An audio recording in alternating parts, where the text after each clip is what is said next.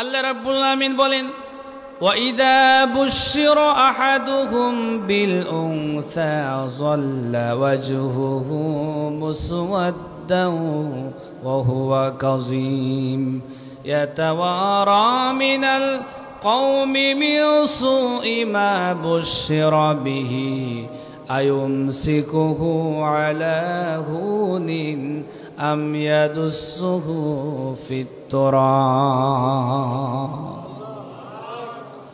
আল্লাহ রাব্বুল আলামিন বলেন, ওয়াইদা বুশিরা আহাদুহুম বিল উনসা, যখন ওই সমাজের মানুষগুলোকে কন্যা সন্তানের শুভ সংবাদ দেওয়া হতো, তাদের মুখটা মলিন হয়ে যেত, মুখটা কালো হয়ে যেত, চক্ষুগুলো নিম্নগামী হয়ে যেত, মুখটা নিচু হয়ে যেত। ইয়াতাওয়ারা মিনাল কওমি মিন সুই মা বুশিরা বিহি আয়ুমসিকুহু আলা হুনিন আম ইয়াদুসুহু ফিত তুরাব। হয়তোবা মেয়ে বড় হবে, অন্য কোনো পরপুরুষের হাত ধরে চলে যাবে, হয়তোবা মেয়ে বড় হবে ইফতিজিংয়ের শিকার হবে, হয়তোবা মেয়ে বড় হবে আমার জমি জায়গায় অন্য পুরুষের ভাগ বসাবে। এই জন্য তারা সিদ্ধান্ত নিত এই মেয়েকে তারা জীবিত রাখবে না, মাটির নিচে পতিত করে দেবে। তারা সিদ্ধান্ত গ্রহণ করত, তারা মাটির নিচে পুঁতে দিত। নবীর সাহাবী দাহিয়াতুল কলবি রাদিয়াল্লাহু তাআলা আনহু, তিনি তখনও পর্যন্ত মুসলমান হয় নাই। ৯৯ জন কন্যা সন্তানকে জীবিত পতিত করেছেন। কবর দেওয়ার পরে নবীজির কাছে চলে এলেন মসজিদে নববীতে, ডাক দিয়া বলে, ইয়া রাসূলুল্লাহ, ইয়া হাবিবাল্লাহ, আমি ৯৯ জন কন্যা সন্তান জীবিত কবর দিয়েছি, আল্লাহ কি আমাকে মাফ করবে?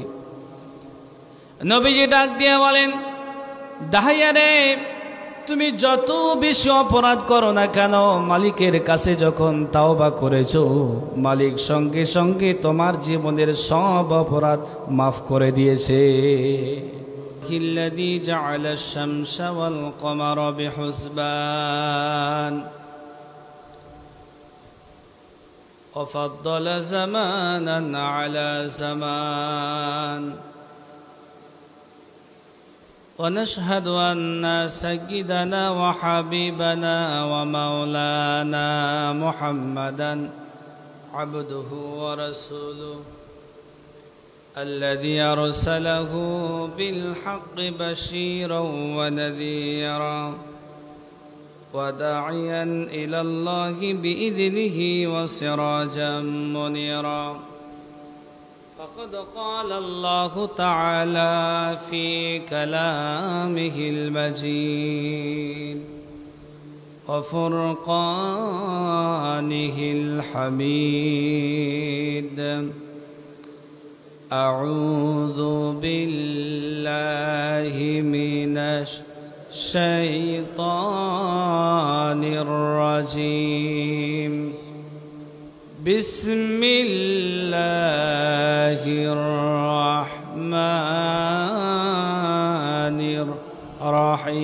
الرحيم قل إن كنتم تحبون الله فاتبعوني يحببكم الله ويغفر لكم ذنوبكم والله غفور رحيم إن الله وملائكته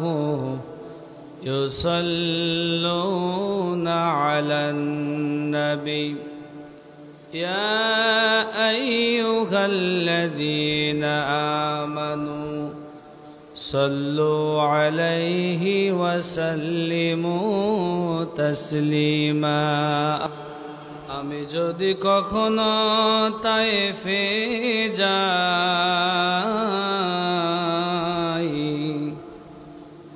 আমি যদি কখনো তায়েফে যাই, বলবো মাটিকে ডেকে নবীজির খুন ঝরছে কোথায়। বলে দাও তাই আমাকে প্রতিশোধের দাবানল জ্বালাবো তাই বালাগল উলা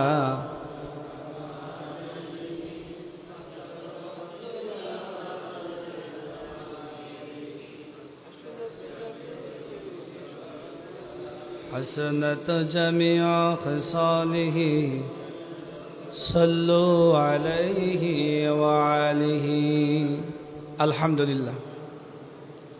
আল্লাহ পাকের দরবারে লাখ কোটি শুকর এবং সুজুদ আদায় করছি যে মহান মালিক আল্লাহ সুবহানাহু ওয়া তাআলা কল্যাণপুর স্কুলপাড়া কলমুটলা মসজিদ পরিচালনা কমিটি কর্তৃক আয়োজিত এলাকাবাসী কর্তৃক প্রতিষ্ঠিত সিরাতুন নবী সাল্লাল্লাহু আলাইহি ওয়াসাল্লাম মাহফিলের সম্মানিত সভাপতি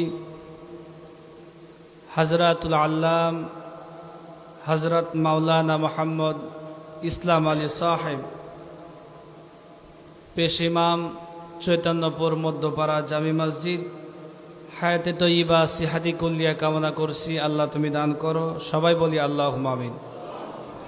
প্রধান অতিথি বিশেষ অতিথি বৃন্দ এতক্ষণ পর্যন্ত আলোচনা রেখে ধন্য করেছেন আমার প্রিয় বন্ধুবর হযরতুল আল্লাম বিশিষ্ট ইসলামী চিন্তাবিদ মুফাসসিরে কোরআন হযরত মাওলানা মুহাম্মদ আইয়ুব আলী খান সাহেব।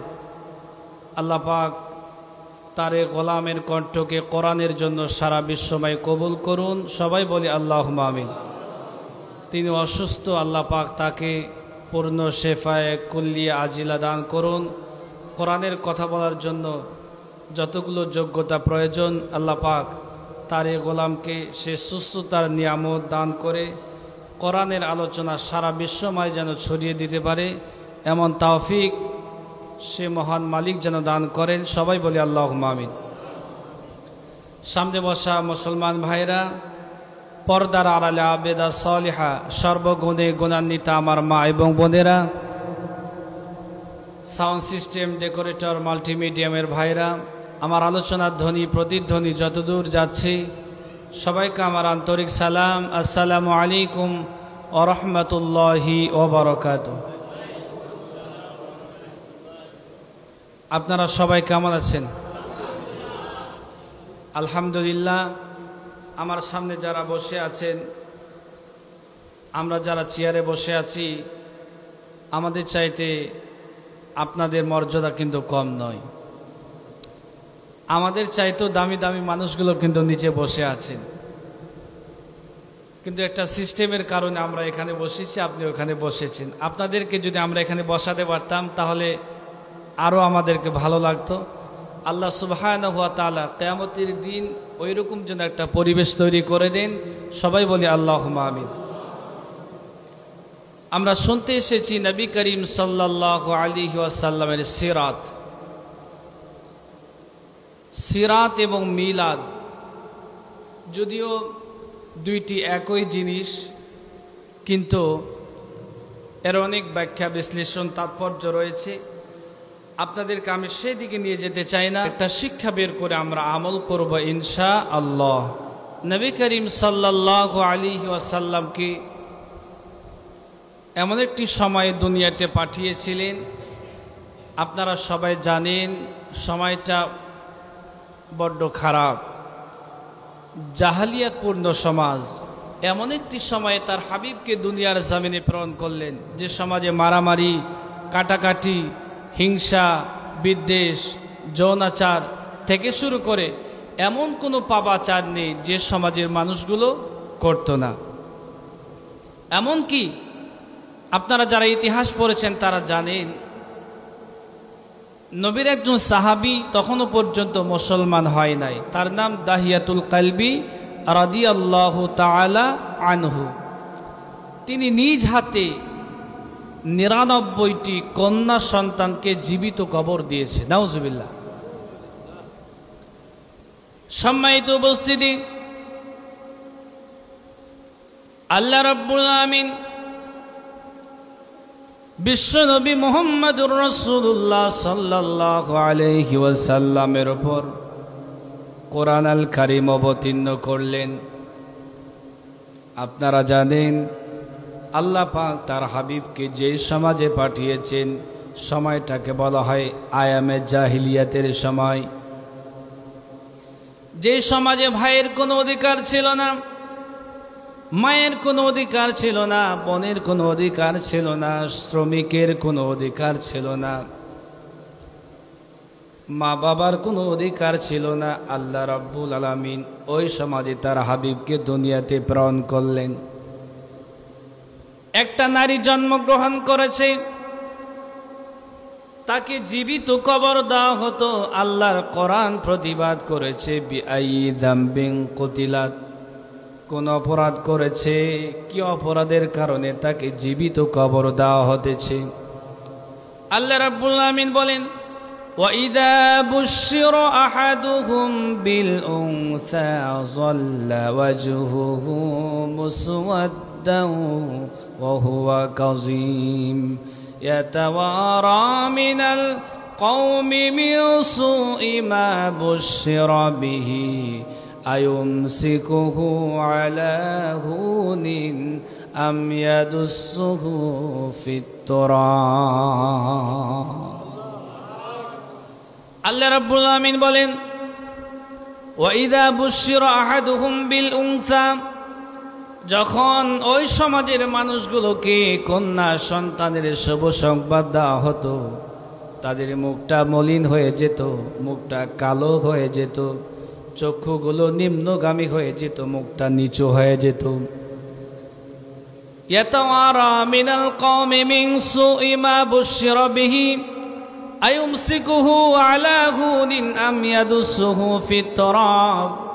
হয়তোবা মেয়ে বড় হবে, অন্য কোনো পরপুরুষের হাত ধরে চলে যাবে, হয়তোবা মেয়ে বড় হবে ইফতিজিংয়ের শিকার হবে, হয়তোবা মেয়ে বড় হবে আমার জমি জায়গায় অন্য পুরুষের ভাগ বসাবে।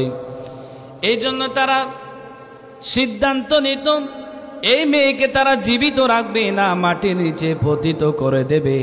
তারা সিদ্ধান্ত গ্রহণ করত, তারা মাটির নিচে পুঁতে দিত। প্রিয় ভাইরা আমার, আল্লাহ রাব্বুল আলামিন ওই এমন একটি সমাজে তার হাবিবকে দুনিয়ার জমিনে প্রেরণ করলেন। নবীর সাহাবী দাহিয়াতুল কলবি রাদিয়াল্লাহু তাআলা আনহু, তিনি তখনও পর্যন্ত মুসলমান হয় নাই। ৯৯ জন কন্যা সন্তানকে জীবিত পতিত করেছেন। কবর দেওয়ার পরে নবীজির কাছে চলে এলেন মসজিদে নববীতে, ডাক দিয়ে বলে ইয়া রাসূলুল্লাহ, ইয়া হাবিবাল্লাহ, আমি ৯৯ জন কন্যা সন্তান জীবিত কবর দিয়েছি, আল্লাহ কি আমাকে মাফ করবে? নবীজি ডাক দিয়ে বলেন দাহিয়া রে, তুমি যত বেশি অপরাধ করো না কেন, মালিকের কাছে যখন তাওবা করেছো, মালিক সঙ্গে সঙ্গে তোমার জীবনের সব অপরাধ মাফ করে দিয়েছে। ডাক দিয়ে বলি ইয়া রাসূলুল্লাহ, ইয়া হাবিবাল্লাহ, সত্য সত্যই কি আল্লাহ আমার জীবনের সব অপরাধ মাফ করে দিয়েছেন? নবীজি ডাক দিয়ে বলেন দাহিয়া রে, তুমি যখন ঈমান এনেছো, কালিমা পড়ার সঙ্গে সঙ্গে আল্লাহ তোমার জীবনের সব অপরাধ মাফ করে দিয়েছে। প্রিয় ভাইরা আমার, আমরা যারা এখানে উপস্থিত হয়েছি, আমরা কেউ বুকে হাত দিয়ে বলতে পারবো না আমরা জীবনে একটিও অপরাধ করি নাই। নবীরা হলেন মাসুম, তারা কোনো প্রকার অপরাধ করেন না। আল্লাহ পাক তাদেরকে অপরাধ করা থেকে বিরত রাখেন। কিন্তু আমরা বনি আদম, আমরা চলতে ফিরতে উঠতে বসতে আমাদের ভুল হয়ে যায়। আল্লাহ ডাক দিয়া বলে বান্দারে, তোমার যখন ভুল হয়ে যাবে, আমার কাছে তুমি তাওবা করবে, আমার কাছে তুমি মাপ চাইবে। এক নামাজ থেকে নিয়ে আর এক নামাজ পর্যন্ত বান্দার ছোট খাটো কবিরা সগীরা গুনাহগুলো আল্লাহ পাক নামাজের কারণে মাফ করে দেন। প্রিয় ভাইরা আমার, শয়তান আল্লাহর সঙ্গে চ্যালেঞ্জ করলাম, আয় আল্লাহ, পৃথিবীতে যত তোমার বান্দা বান্দি রয়েছে, তোমার বান্দা বান্দিদের দ্বারা গুনাহ করা সমস্ত বান্দা বান্দিদেরকে জাহান্নামে দিয়া জাহান্নাম ভর্তি করে ফেলবো। আল্লাহ ডাক দিয়া বলে, ফেরেশতারা রে শুনে নাও। শয়তানে বলে কি? শয়তান আমার সমস্ত বান্দা বান্দিদেরকে জাহান্নামে দিয়া জাহান্নাম ভর্তি করে ফেলতে চায়। ও আমার ফেরেশতারা রে তোমরা শুনে নাও, আমার বান্দা যখন একটি নেকি করার জন্য নিয়ত করবে, এখনো নেকিটি করে নাই। আপনি ফজরের নামাজ আদায় করবেন, নিয়ত করেছেন, এখনো নামাজ আদায় করেন নাই। কেন নামাজ আদায় করেন নাই? কারণ এখনো ফজরের সময় হয় নাই। এখন কি ফজরের সময় হয়েছে? আর একটু জোরে বলেন। এখনো ফজরের সময় হয় নাই, এই জন্য নামাজও আদায় করা হয় নাই। শুধুমাত্র নিয়ত করেছেন ফজরের নামাজ আমি জামাতের সঙ্গে আদায় করব। আল্লাহর কাছে নিয়ত করার কারণে আল্লাহ ডাক দিয়া বলে, বান্দারে তুমি নিয়ত করেছো। আল্লাহ ফেরেশতাকে ডাক দিয়া বলেন, ফেরেশতারা রে, আমার বান্দা নিয়ত করার কারণে আমার বান্দার আমলনামায় একটা নেকি লিপিবদ্ধ করে দাও। সুবহানাল্লাহ। শুধুমাত্র নিয়ত করার কারণে নেকি হয়ে গেছে। যারা এখনো হজ করতে পারেন নাই, আমরা যারা উপস্থিত হয়েছি, বক্তা শ্রোতা সামনে যারা আছেন, সবাই চাই একবার হলেও নবীর কবর আমরা জিয়ারত করতে চাই, আল্লাহর ঘর আমরা দেখতে চাই। চান কি চান না? কারা কারা চান না? দুহাত তুলে আল্লাহকে দেখান।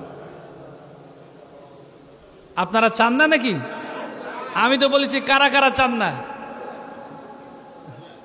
আচ্ছা, হাত নামান। আল্লাহ তোমার সব বান্দাকে কবুল করো, আল্লাহুম্মা আমিন। প্রিয় ভাইরা আমার, আমরা সবাই হজে যেতে চাই, আল্লাহর ঘর আমরা জিয়ারত করতে চাই, নবীর কবর মোবারক আমরা জিয়ারত করতে চাই। নবীর কবর মোবারকের সামনে সবুজ গম্বুজে এখনো পর্যন্ত একটা বাক্য লেখা আছে, লা তারফাউ আসওয়াতাকুম ফাওকা সাওতিন নবী। মুসলমান, আপনি যদি একজন বড় মানুষের সঙ্গে বেয়াদবি করেন, সেটা বেয়াদবি পর্যায়ে থাকবে। আপনি যদি আলেমের সঙ্গে বেয়াদবি করেন, তাহলে এটা মহা বেয়াদবি হয়ে যাবে।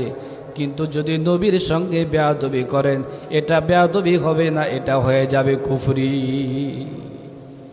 এটা কুফরি হয়ে যাবে। এজন্য তাম পৃথিবী থেকে নবীর কবর জিয়ারত করার জন্য যাই, কিন্তু ডুকরে ডুকরে কাঁদে, জোরে জোরে কাঁদে না, নবীর সঙ্গে বেয়াদবি হয়ে যাবে। আল্লাহ ডাক দিয়া বলেন, তোমরা যারা জান্নাতে যেতে চাও, আমার রাসূলকে তোমরা যারা আদর্শ হিসাবে মেনে নিতে চাও, খবরদার আমার নবীর গলার আওয়াজের চাইতে তোমাদের গলার আওয়াজ যেন কোনোভাবে বড় হয়ে না যায়, বড় করা যাবে না। এই জন্য আল্লাহ রাব্বুল আলামিন সূরা হুজরাত নাজিল করেছেন, মুমিন বান্দারা, আমার নবী যখন ঘরের ভিতরে থাকবে, হুজরার ভিতরে থাকবে, আমার নবী যখন বিশ্রাম নেবে, আমার নবী নিজে থেকে রুমের ভিতর থেকে, হুজরার ভিতর থেকে বাইরে না আসা পর্যন্ত আমার নবীর নাম ধরে তোমরা ডাকাডাকি করবে না, নিষেধ করে দিয়েছে।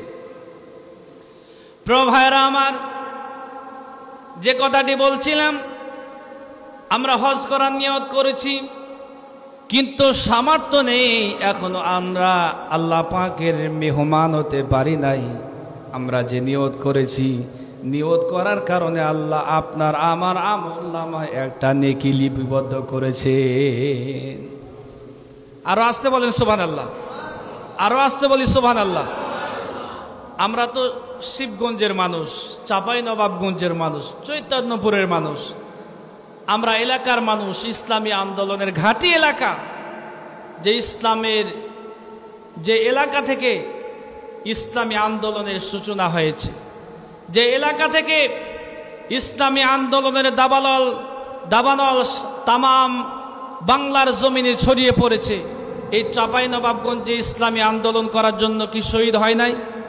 চৈতন্যপুরের দামাল ছেলেরা কি ইসলামী আন্দোলনের জন্য জীবন দেয় নাই? আপনাদের গলার আওয়াজ আসতে হলে হবে, গলার আওয়াজ থাকতে হবে বীর মর্দে মুজাহিদের মতো, আওয়াজ হতে হবে আবু সাইদের মতো, আওয়াজ হতে হবে ইমাম বুখারীর মতো, আওয়াজ হতে হবে ইমাম মুসলিমের মতো, আওয়াজ হতে হবে হযরত হানজালার মতো। ইমানের জন্য তারা জীবন দিয়েছেন। কথা বলেন ঠিক কিনা মুসলমান? প্রিয় ভাইয়েরা আমার, যে কথা বলতেছিলাম, আমরা নিয়ত করেছি, এখনো পর্যন্ত আমরা ভালো কাজটি করি নাই, তার মানে হজ করি নাই, কিন্তু নিয়ত করার কারণে আল্লাহ আপনার আমার আমলনামায় একটা নেকি লিপিবদ্ধ করে দিয়েছেন।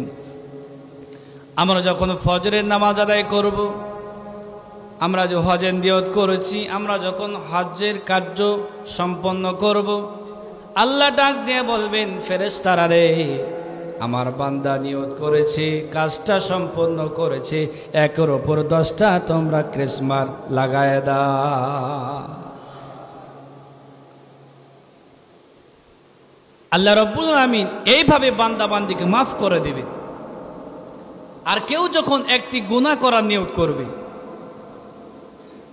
যুবকেরা যারা আছেন মনে করতেছেন প্রেম করব, বড় হলে প্রেম করা কি মজা।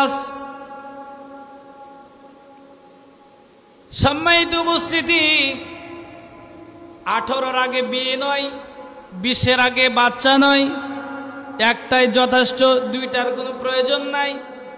কথা বলেন ঠিক কিনা? সরকার বাহাদুর সংবিধানে দাবি লিপিবদ্ধ করেছেন।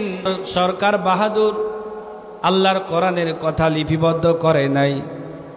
বিয়ের আগে জেনা নয়, বিয়ের আগে প্রেম প্রীতি নয়, বিয়ের আগে ভালোবাসা নয়। এই আইন কি আছে সংসদে? আর একটু জোরে বলেন, আছে ভাইরা আমার? আছে।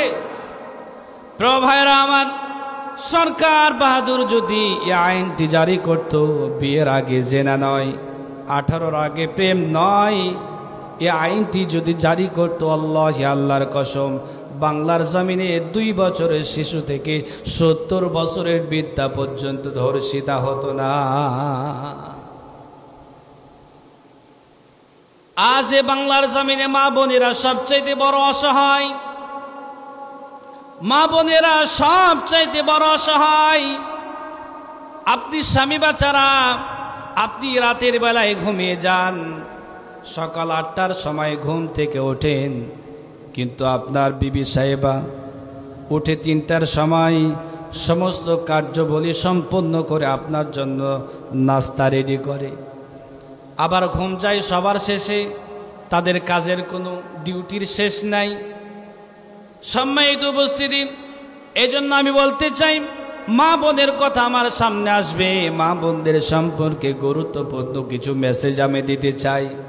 আমি যে কথাটি বোঝাচ্ছিলাম, মুসলমান বান্দা একটা গুনাহ করার জন্য নিয়ত করেছে, আপনি এখনো গুনার কাজটি সম্পন্ন করেন নাই, শুধু আপনি নেকি করেছেন। নেকি করার কারণে আল্লাহ আপনার আমলনামায় একটা নেকি লিপিবদ্ধ করে দিয়েছেন, কিন্তু গুনার নিয়ত করেছেন, এখনো আপনার আমলনামায় আল্লাহ কোনো গুনাহ লিপিবদ্ধ করে নাই। সুবহানাল্লাহ বলবেন না? গুনার নিয়ত করেছেন, এখনো পর্যন্ত আল্লাহ আপনার আমার আমলনামায় গুনার লিপিবদ্ধ করে নাই। আপনি যখন শয়তানের প্ররোচনায় পড়ে গুনার কাজটা সম্পাদন করে ফেলবেন, আল্লাহ ডাক দিয়ে বলবেন, ফেরেশতারা রে, কিরামান কাতিবিনা ইয়ালামুনা মা তাফআলুনা ইন্নাল আবরারা লাফি নাঈম। আল্লাহ রাব্বুল আমিন কিরামান কাতিবিন, সম্মানিত ফেরেশতা বসে রেখেছেন। আপনি আমি যা করি সব কিছুই তারা লিপিবদ্ধ করেন। আপনি এমন একটি গুনাহ করেছেন যে গুনাহের কথা পৃথিবীর কোনো মানুষ জানেন না, কিন্তু একজন জানে, তিনি কে? আর একটু জোরে বলেন, তিনি কে? এমন গুনাহ করেছি আমরা, এমন অপরাধ করেছি, এমন পাপ করেছি, এমন সীমা লঙ্ঘন করেছি যে পাপের কথা, যে গুনাহের কথা পৃথিবীর কোনো মানুষ জানেন না। এমনকি আমার বউটা পাশে ঘুমিয়ে আছে, তিনিও জানেন না আমি কি অপরাধ করতেছি। আপনি, আমি, আপনার স্ত্রী, কলিজার টুকরা সন্তানও যদি না জানে, ওই গুনাহের কথা একজন জানে, তিনি কে? আল্লাহ ডাক দিয়া বলবেন, ফেরেশতারা রে, আমার বান্দা গুনাহের নিয়ত করেছে, গুনার কাজটা সম্পাদন করেছে, আমার বান্দার আমলনামায় কোনো গুনাহ লেখা যাবে না। সুবহানাল্লাহ। আল্লাহ ডাক দিয়া বলবেন, ফেরেশতারা রে, আমার বান্দার আমলনামায় কোনো গুনাহ লিপিবদ্ধ করা যাবে না, তাকে সময় দাও, এক নামাজ থেকে নিয়ে আর এক নামাজ পর্যন্ত সময় দাও। আমার বান্দা যদি এক নামাজ থেকে নিয়ে আর এক নামাজ পর্যন্ত যতটুকু অপরাধ করেছে ওই পরিমাণ যদি নেকি করে, আমার বান্দার জীবনের গুনাহ খাতা তুমি মাফ করে দাও। তাও যদি তাওবা না করে বান্দা, আল্লাহ ডাক দিয়া বলবেন, জুমাআতি ইলাল জুমা, এক জুমা থেকে নিয়ে আর এক জুমা পর্যন্ত সময় দাও।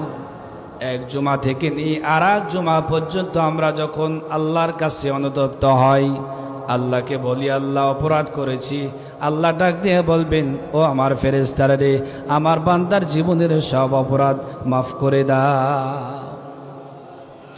তাও যদি আমরা তাওবা না করি, আল্লাহর কাছে মাফ না চাই, রমাদান ইলার রমাদান, এক রমাদান থেকে আর এক রমাদান পর্যন্ত আল্লাহ পাকের ফেরেশতারা গুনাহ লিপিবদ্ধ করেন না।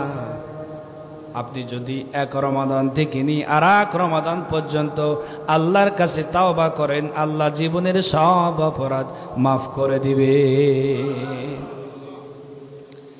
আল্লাহ রাব্বুল আমিন ফেরেশতাকে বলবেন, ফেরেশতারা রে, আমি এভাবে আমার বান্দাকে জান্নাতে দিতে চাই, আর শয়তান আমার বান্দা বান্দিকে ভুল করায় তারা জাহান্নামে দিতে চায়।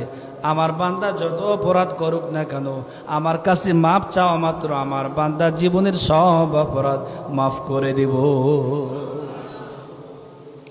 নবীর সাহাবী দাহিয়াতুল কলবি রাদিয়াল্লাহু তাআলা আনহু ওইভাবে আল্লাহর কাছে মাপ চাইলেন, ডাক দিয়ে বলি, ইয়া রাসূলুল্লাহ, ইয়া হাবিবাল্লাহ, আল্লাহ কি আমারে মাফ করেছেন?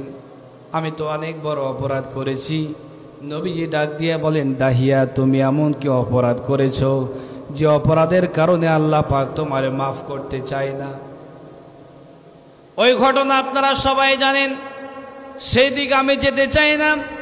আল্লাহ রাব্বুল আমিন সঙ্গে সঙ্গে আয়াত নাযিল করে দিলেন, ইল্লা মান তাবা ওয়া আমানা ওয়া আমিলা আমালান সালিহান ফাউলাইকা ইউবাদদিলুল্লাহু সাইয়্যাতিহিম হাসানাত ওয়া কানাল্লাহু গফুরুর রহিমা।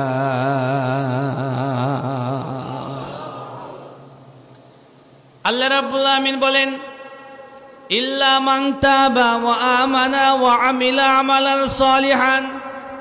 বান্দা, তুমি অপরাধ করেছ, তুমি সীমা লঙ্ঘন করেছ, তুমি তো আমার কাছে প্রত্যাবর্তন করেছো রে বান্দা। তুমি আমার কাছে মাপ চেয়েছো, আমার কাছে মাপ চাইতে দেরি করেছো। আমি আল্লাহ তোমার জীবনের সব অপরাধ ক্ষমা করে দিতে দেরি করে নাই।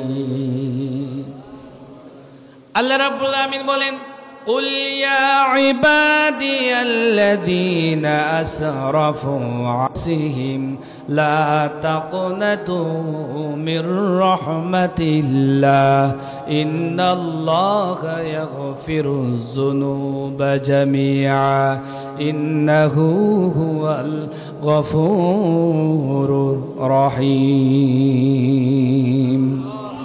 ইমানের পথে অবিচল থেকে আমার মরণ যেন হয়, তোমারই কাছে মিনতি আমার, তোমারই কাছে মিনতি আমার, মহামহিম দয়াময় ইমানের পথে অবিচল থেকে আমার মরণ যেন হয়। লিল্লাহি তাকবীর, লিল্লাহি তাকবীর।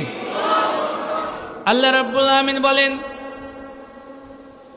قل يا عبادي الذين أسرفوا على أنفسهم لا تقنطوا من رحمة الله إن الله يغفر الذنوب جميعا قل يا عبادي الذين أسرفوا ওহে আমার পাপী তাপী বান্দা, তুমি অপরাধ করেছো, সীমা লঙ্ঘন করেছো, আমার কাছে যখন মাপ চেয়েছো, মাপ চাওয়ার সঙ্গে সঙ্গে আমি জীবনের সব গুনাহ মাফ করে দিয়েছি। প্রিয় ভাইরা আমার, যে কথা বলতেছিলাম, আল্লাহ রাব্বুল আমিন এমন একটি সময়ে তার হাবিবকে পাঠালেন যে সমাজের মানুষগুলো জীবিত কন্যা পতিত করে দিত, কবর দিয়ে দিত। কন্যা সন্তান জন্মগ্রহণ করেছে, কবর দেওয়া হতো, জীবিত মাটির নিচে পুঁতে দেওয়া হতো, গলা কেটে হত্যা করা হতো, ব্রাশ ফায়ার করে দুনিয়া থেকে শেষ করে দেওয়া হতো। এমন একটি সময় আল্লাহ পাক তার হাবিবকে দুনিয়াতে পাঠিয়েছেন। নারীদের সম্মান ছিল না, নারীদের ইজ্জত ছিল না, নারীরা ছিল অতল গহ্বরে। নবীজি তাদেরকে রানীর সিংহাসনে বসিয়েছে। সুবহানাল্লাহ। প্রিয় ভাইরা আমার, নবী করিম সাল্লাল্লাহু আলাইহি সাল্লাম আসলেন জাহালিয়াতপূর্ণ সমাজে। জাহালিয়াতপূর্ণ সমাজে আসলেন, যে সমাজে মদ তখনও পর্যন্ত বৈধ, যে সমাজে খারাপ অবৈধ কাজ তখনও পর্যন্ত বৈধ। কিন্তু আল্লাহ রাব্বুল আমিন কোরআন নাজিল করলেন, নবীর ওপর কোরআন নাজিল হওয়ার পরে মদ হয়ে গেল হারাম। মদ কি হলো? মদ হয়ে গেল হারাম। জেনেবা বেচার হারাম হয়ে গেল, সুদ ঘুষ হারাম হয়ে গেল। মদ আল্লাহ রাব্বুল আমিন একবারে হারাম করেন নাই, তিনবারে আল্লাহ পাক মদকে হারাম করেছেন। কারণ আল্লাহ জানেন, একবারেই যদি আমার বান্দার জন্য মদকে হারাম করে দেই, আমার বান্দা কষ্ট হয়ে যাবে। সুবহানাল্লাহ। কেউ যদি সিগারেটে অভ্যস্ত থাকেন, তাকে যদি বলেন আজ থেকে সিগারেট খাওয়া যাবে না, ও হার্ট অ্যাটাক করে মরবে, ঠিক কিনা? এই জোরে বলেন, ঠিক কিনা? কেউ যদি খারাপ কাজে অভ্যস্ত থাকে, ডাইল খাই, আছে না নাই? আপনাদের চৈতন্যপুরে না থাকে, চাপায় কিন্তু ডাইল করার অভাব নাই, ঠিক কিনা? কারণ ওই ডাইল করের সাথে আমরা বসবাস করি, চাপায় একসাথে বলি, ঠিক কিনা? প্রিয় ভাইরা আমার, যারা ইনজেকশন মারে, তাদেরকে যদি আপনি ভালো করার চেষ্টা করেন, যদি বলেন আর ইনজেকশন করা যাবে না, ডাইল খাওয়া যাবে না, ফেন্সিডিল খাওয়া যাবে না, গাঁজা খাওয়া যাবে না, মদ খাওয়া যাবে না, আজ থেকে যদি নিষিদ্ধ করে দেন, তাহলে ওই কিন্তু আগামী কালকে মারা যাবে। কারণ তিনি তার একটা অভ্যস্ত। আল্লাহ রাব্বুল আমিন জানেন আমার বান্দা একবারে ভালো হতে পারবে না, এজন্য আল্লাহ রাব্বুল আমিন মদ তিনবার 3টে আয়াত নাজিল করে আল্লাহ পাক মদকে নিষিদ্ধ করেছে। আল্লাহ রাব্বুল আমিন তার হাবিবকে দুনিয়াতে পাঠালেন, সময়টা বড্ড খারাপ। কেউ বলে 12ই রবিউল আউয়াল, আবার কেউ বা বলে 9ই রবিউল আউয়াল, আবার কেউ বলেন 12ই রবিউল আউয়াল জন্মগ্রহণ করেছেন। আরব ঐতিহাসিকগণ ঘটনা লিপিবদ্ধ করেছেন। আর রাহিকুল মাখতুম সিরাত ইবনে হিসাম, সিরাত বিশ্বকোষের ভিতরে এসেছে। আরব ঐতিহাসিকগণ মিশরের জ্যোতির্বিদ্যারা চাঁদ সূর্য গবেষণা করে দেখেছেন আল্লাহ নবী 9ই রবিউল আউয়াল জন্মগ্রহণ করেছে। আপনি যদি বলেন নবী 12ই রবিউল আউয়াল জন্মগ্রহণ করেছেন, সেটাও মেনে নিলাম, তাতে সমস্যা কি? 8ই রবিউল আউয়াল জন্মগ্রহণ করেছেন, সেটাও মেনে নিলাম, সমস্যা কি? আপনারটাই সত্য বলে বিবেচিত হবে, তাতে সমস্যা কি? আল্লাহ নবীকে আদর্শবান হিসাবে মেনে নিতে হবে। তিনি যে আপনার আমার জন্য আদর্শ, তিনি যে আপনার আমার জন্য উসওয়াতুন হাসানা, তাকে উত্তম আদর্শ হিসাবে মেনে নিতে হবে। যদি আমরা মেনে নিতে পারি তাহলে জান্নাত আপনার আমার জন্য পরিষ্কার হয়ে যাবে। সারা পৃথিবী আলোকিত হয়েছে, সারা পৃথিবীর মানুষগুলো পুলকিত হয়েছে, কারণ ওই মানুষগুলো নবী করিম সাল্লাল্লাহু আলাইহি ওয়াসাল্লামকে আল আমিন উপাধি দিয়েছে। তামাম পৃথিবীর মানুষ আনন্দিত হয়েছে, কারণ নবী করিম সাল্লাল্লাহু আলাইহি ওয়াসাল্লাম পৃথিবীতে এসেছেন। আমিনা রাদিয়াল্লাহু তাআলা আনহা বলছেন, নবীজি যেই দিন জন্মগ্রহণ করেছেন তার ভিতর থেকে এমন একটা নূর বের হয়েছে, যে নূরের আলোয় আলোকিত হয়ে রোম পারস্যের বড় বড় প্রাসাদগুলো আলোকিত হয়েছে। সুবহানাল্লাহ। নবীর জামানায় নবী করিম সাল্লাল্লাহু আলাইহি ওয়াসাল্লামের জীবদ্দশায় রোমের জমিনে কালিমার পতাকা পতপত করে উড়েছে, পারস্যের জমিনে, সিরিয়ার জমিনে কালিমার পতাকা পতপত করে উড়েছে। কথা বলেন ঠিক কিনা? আমিনা বলছেন, আমার ভিতর থেকে এমন একটা নূর বের হয়েছে, যে নূরের আলোয় আলোকিত হয়ে তামাম পৃথিবী আলোকিত হয়েছে। ওই নবীকে যদি আপনি আমি আদর্শবান হিসাবে মেনে নিতে পারি, ওই নবীকে আপনি আমি যদি রহমাতাল্লিল হিসাবে মেনে নিতে পারি, ওই নবীর আদর্শে যদি আদর্শিত হতে পারি, তামাম পৃথিবীতে আমরা কালিমার পতাকা উড্ডীয়ন করতে পারবো। পৃথিবীর কোনো রাম, কোনো বাম আমাদের দিকে চোখ রাঙিয়ে তাকাতে পারবে না। ঠিক কিনা? কেউ আমাদের বিরোধিতা করে পার পাবে না, কারণ নবী করিম সাল্লাল্লাহু আলাইহি ওয়াসাল্লামের বিরোধিতা তারা কম করে নাই।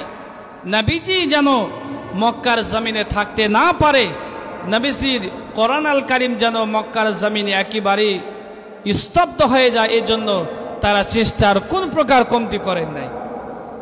আপনারা দেখেছেন আল্লাহ নবীর আদর্শে আদর্শিত হয়ে ওই আদর্শ গ্রহণ করে সোনার মানুষে পরিণত হয়েছে আবু বকর, ওমর, উসমান, তালহা, জুবাইর, আম্মার, ইয়াসির, খাব্বাব আর খুবাইব, মাস আর মুআওয়িজ পৃথিবীর শ্রেষ্ঠ সূর্য সন্তানে পরিণত হয়েছে। ওই আদর্শকে আপনি আমি এখনো পর্যন্ত গ্রহণ করতে পেরেছি? দেখেন গিয়ে ৩০০ কিলোমিটার দূরে ওই আদর্শ গ্রহণ করেছে ঢাকা বিশ্ববিদ্যালয়ের ছাত্র এবং ছাত্রীরা, ওই আদর্শ গ্রহণ করেছে জাহাঙ্গীরনগর বিশ্ববিদ্যালয়ের ছাত্র ছাত্রীরা, ওই আদর্শ গ্রহণ করেছে রাজশাহী বিশ্ববিদ্যালয়ের ছাত্র ছাত্রীরা। তারা যে কোনো পরীক্ষায় উত্তীর্ণ হয়েছে। ঢাকা বিশ্ববিদ্যালয়ের ভিপি হয়েছে ইসলামী ছাত্র শিবিরের সূর্য সন্তানেরা। কথা বলেন ঠিক কিনা? তারা তো সেই সূর্য সন্তান যারা স্টুডেন্ট অবস্থায় টিচারের সঙ্গে বেয়াদবি করে নাই, ওস্তাদের সঙ্গে বেয়াদবি করে নাই, গুরুজনের সঙ্গে বেয়াদবি করে নাই। ঢাকা বিশ্ববিদ্যালয়ের শিক্ষিকা তার হাতে তিনি কলম দিয়ে সই করে দিয়েছেন, যে শিবির আমার মুহিত তৈরি করতে পারে ওই শিবিরই পৃথিবীর শ্রেষ্ঠ সন্তান, ওই শিবিরই শ্রেষ্ঠ। যদি আওয়ামী লীগ এমন একটা সংগঠন তৈরি করতে পারত যে সংগঠনে আসলে সোনার মানুষ হয়ে যাবে, তাহলে আমি ছাত্র শিবিরের কথা বলতাম না, ওই আমি ছাত্রলীগের কথাই বলতাম। আপনি যদি ছাত্রলীগে আসতে পারেন তাহলে আপনার জীবন ধন্য হয়ে যাবে।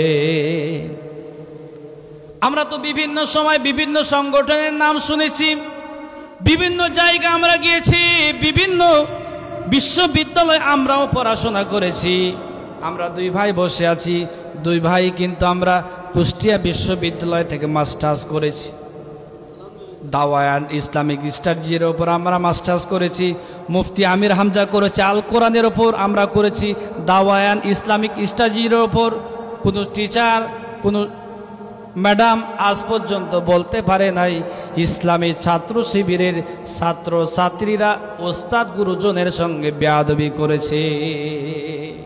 আমরা গিয়েছি পরীক্ষার জন্য, দেখলাম ইসলামী ছাত্র শিবিরের ছেলেরা মসজিদে বসে বসে কোরআন তেলাওয়াত করতেছে। সুবহানাল্লাহ। ফজরের সময় উঠে দেখলাম দেখলাম তারা তাহাজ্জুদের নামাজ আদায় করতেছে। আমার অন্তর প্রশান্ত হয়ে গেল।